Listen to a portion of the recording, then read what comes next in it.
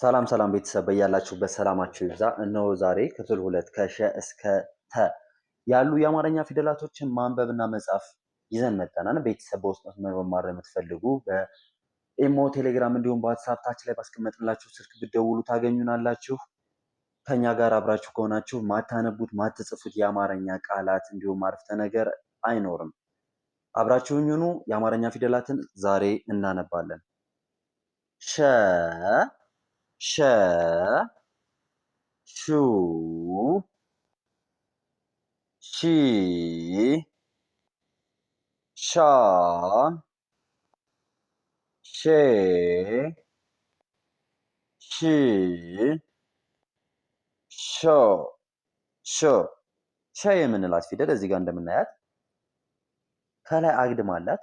ከታች በን እንጽፋለን። ከዛ ሰን እናደርጋለን።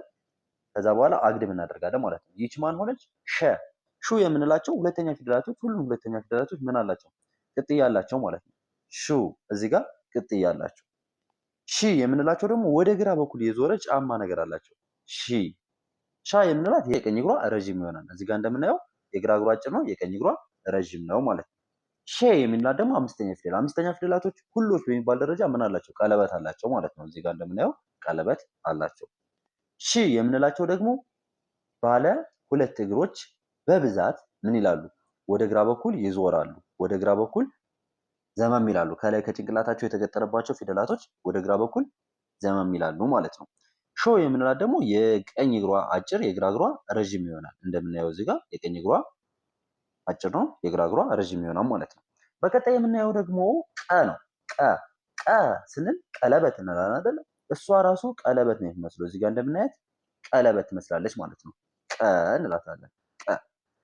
ቀ ቁ ቂ ቃ ቄ ቅ ቆ። በጣም ጥሩ። ቀ የምንላት ፊደል ቀለበት ያላት አንድ አቋም እናደርጋለን። ከዛ ቀለበት ይኖራታል ማለት ነው። ጽፈን ማየት እንችላለን። አንድ አቋም አደረግን። ከዛ በኋላ ምን እናደርጋለን? እንደዛ አድርገን ቀለበት እናደርግባታለን። በዚህ ሰዓት ማን ትባላለች? ቀ እንላታለን ማለት ነው። ቁ የምንላት ፊደል ደግሞ ቀን እንጽፍና ከታች ላይ ቅጥል እናደርጋለን። እዚህ ጋር እንደምናያት ቅጥል አላት። ቅጥል እናደርጋለን ማለት ነው። ቄ የምንላት ደግሞ ወደ ግራ በኩል የዞረ ጀላፋ ወይም እግር የሚመስል ነገር ወደ ቀኝ በኩል የዞረ አላት ማለት ነው። ወደ ቀኝ በኩል የዞረ። ቃ የምንላት ደግሞ ወደ ግራ በኩል የዞረ ይታያን እዚህ ጋር ወደ ግራ በኩል የዞረ ረዘም ያለ ማለት ነው እግር ይኖራታል።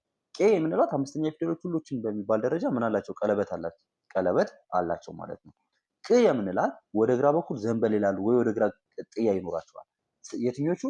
ስድስተኛ ፊደላቶች ማለት ነው። ወይ ወደ ግራ በኩል ይዛመማሉ ወይ ወደ ግራ ቅጥል ይኖራታል። እዚህ ጋር እንደምናያት ወደ ግራ በኩል የተዛመማላት። ቆ የምንላት ደግሞ ከላይ ከጭንቅላቷ ላይ ምን አላት? ቆ አላት ማለት ነው። ቆብ እንላለን። ኦኬ ወደ በ ስንሄድ ደግሞ በ የምንላት ይችን ትመስላለች። እንዴት እንጽፋታለን? አንድ አቋም እናደርጋለን። ከዚህ ጋር አግድም አድርገን እናገናኛለን። በ እንላታለን ማለት ነው። አብረና ቤተሰብ በ ቡ ቢ ባ ቤ ብ ቦ። ኦኬ ቤተሰብ በ የምንላት ፊደል ሁለት እግር አላት። ወደታች ሁለቱም እግር ወደታች የዞረ ማለት ነው። ለምሳሌ በን ከጋ እንዳትመሳሰልባቸው በትኩረት ማየት አለባቸው። ሶሪ እዚህ ጋር እንደምናየው ይችኛዋ ሀ ነች፣ ይችኛዋ ደግሞ በና ሀ ተቃራኒ ናቸው ማለት ነው። ተቃራኒ ይሆናሉ። ኦኬ ቨን እናያለን። እዚህ ጋር ደግሞ ቨ የከንፈር ፊደል በከንፈራችን ብቻ ነው የምንጠራት ቨ እንላለን። ቨ የምንላት ፊደል እንዴት እናደርጋለን? በን እንጽፋለን። ከዛ በኋላ አግድም እናደርጋለን። ማናላት ይችን? ቨ አልናት ማለት ነው። ቨ ኦኬ ቨ እንላታለን። በጣም ጥሩ። አሁን ደግሞ ቨን ስናነባት ቡ ቪ ቫ ቬ ቭ ቮ ቮ። በጣም ጥሩ ቤተሰብ። ከዚህ ጋር ቨን እንዳየናት የበቡን ስታይል ይዛ ነው የምትሄደው። ከላይ ጭረት ብቻ ነው እንጂ የሚደረግባት የበቡን አጠቃላይ ሁኔታ የበቡን ቅርጽ ይዛ ነው የምትሄደው ማለት ነው። ተ ደግሞ ስናይ ተ ምን እናደርጋለን? አንድ አቋም እናደርጋለን፣ አንድ አግድም እናደርጋለን። መስቀል አይነት አድርገን እንሰራለን ማለት ነው። ማናናት ይችን ተ አልናት። ተ ኦኬ። ተ ተ ቱ ቲ ታ ቴ ት ቶ ቶ ተ የምንላት ፊደል ልክ ቅድም እንደነገርኳቸው አንድ አቋም እናደርጋለን፣ አንድ አግድም እናደርጋለን። ቱ ስንል ደግሞ የት ጋር ይኖራታል? ቅጥል እዚህ ጋር ይቺ ቅጥል ይታያል። ቅጥል ይኖራታል ማለት ነው። ቲ ስንላት ደግሞ እግሯ ወደ የት በኩል የዞረ ነው? ሶስተኛ ፊደላቶች ቅድም እንዳልኩት ሁሉ የሚባሉ ሶስተኛ ፊደሎች ከሸ ጀምረን ቂ፣ ቢ፣ ቪ፣ ቲ ስናይ ምንድን ናቸው? ወደ ቀኝ በኩል ወደ ቀኝ የዞረ ምን አላቸው? ጫማ የሚመስል ነገር አላቸው። ወደ ቀኝ በኩል የዞረ ጫማ የሚመስል ነገር አላቸው ማለት ነው። ኦኬ። ታ የምንላት ደግሞ ታ አራተኛ ፊደላቶች ምን ይሆናሉ መሰላችሁ? አራተኛ ፊደላቶች ላይ ማየት ያለባቸውና መያዝ ያለባቸው ነገሮች ወይ የግራ እግራቸው አጭር ይሆናል ወይም ደግሞ ወደ ግራ በኩል ይዞራል ማለት ነው። ወይ የግራ በኩል ይዞራል ወይ ደግሞ የግራ እግራቸው አጭር ይሆናል። ባለ ሁለት እግር ከሆኑ የግራ እግራቸው አጭር ይሆናል። ባለ አንድ እግር ከሆኑ ደግሞ እግራቸው ወደ ግራ በኩል ጀላፋ ይኖረዋል ማለት ነው። እግራቸው ወደ ግራ በኩል ጀላፋ ይኖራል። ባለ ሁለት እግር ፊደላቶችን በቀጣይ ቪዲዮ እንሰራቸዋለን ማለት ነው። ኦኬ። ታ ይችላል። ቴ ት ቶ ቶ በጣም ጥሩ። ቴ ያልናት ሁሉም ቀለበት አላት። አምስተኛ ፊደል ስለሆነች ቀለበት አላት። ት ያልናት ደግሞ ወደ የት በኩል ዞራለች? ወደ ግራ በኩል ከላይ ቅጥላ ያላት ወደ ግራ በኩል ተዛሟል ማለት ነው። ከላይ ነው። አራተኛ ፊደላቶች ከታች ነው ወደ ግራ በኩል የሚዞሩት። ስድስተኛ ፊደላቶች ደግሞ ከላይ ወደ ግራ በኩል ይዞራሉ ማለት ነው። ኦኬ። ቶ ደግሞ ቀለበት አላት። ቶ ቀለበት አላት። ባለ አንዳንድ እግሮች ቀለበት አላቸው። ለምሳሌ ቀ አንድ እግር ናታ፣ ቀለበት አላት። ኦኬ። ተ አንድ እግር ናት፣ ቀለበት አላት። እንዲሁም ቸን እናያለን። ኦኬ። ቀጣይ ቸን እናያለን። ቸን በምናይበት ጊዜ ደግሞ ተን እንጽፍና ሁለት ይኖራታል አግድም ማለት ነው። አንድ አቋም እናደርጋለን። አቋም ከላይ ዳርና ከመሃል ከወገቧ ላይ ይኖራታል ማለት ነው። ማናናት ይቺ ቸ አናት ማለት ነው። ቸ እንላታለን። ኦኬ። እሺ። ቸ ቹ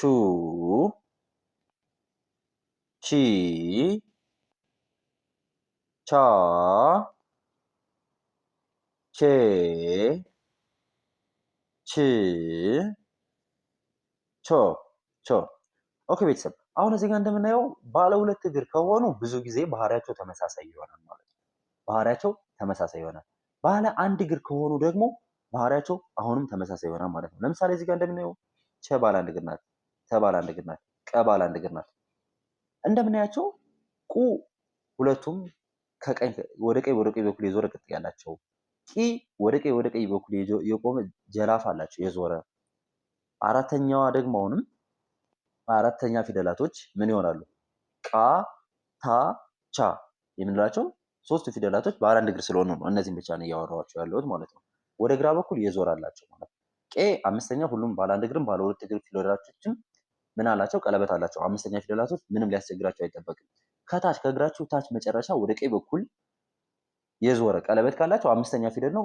ቄ ወይም ኤ የሚል ድምፅ ይኖራቸዋል ማለት ነው። ለምሳሌ ቀ ቄ፣ ሼ ሼ፣ ቤ በ ቤ፣ ቨ ቬ፣ ቴ ተ ቴ፣ ቸ ቼ፣ ኤ ኤ የሚል ድምፅ ይኖራቸዋል ማለት ነው። ኦኬ። አሁን ለይተን ለማወቅ ማድረግ ያለብን ባለ ሁለት እግሮች ካራክተር ባህሪያቸው፣ ባለ አንድ እግር ደግሞ ምን አይነት ጸባይ ያላቸው የሚለውን በደንብ አድርጋችሁ ማወቅ መሞከር አለባችሁ። በውስጥ መስመር መማር ለምትፈልጉ ታች ላይ ባስቀመጥናችሁ ስልክ መማር ትችላላችሁ።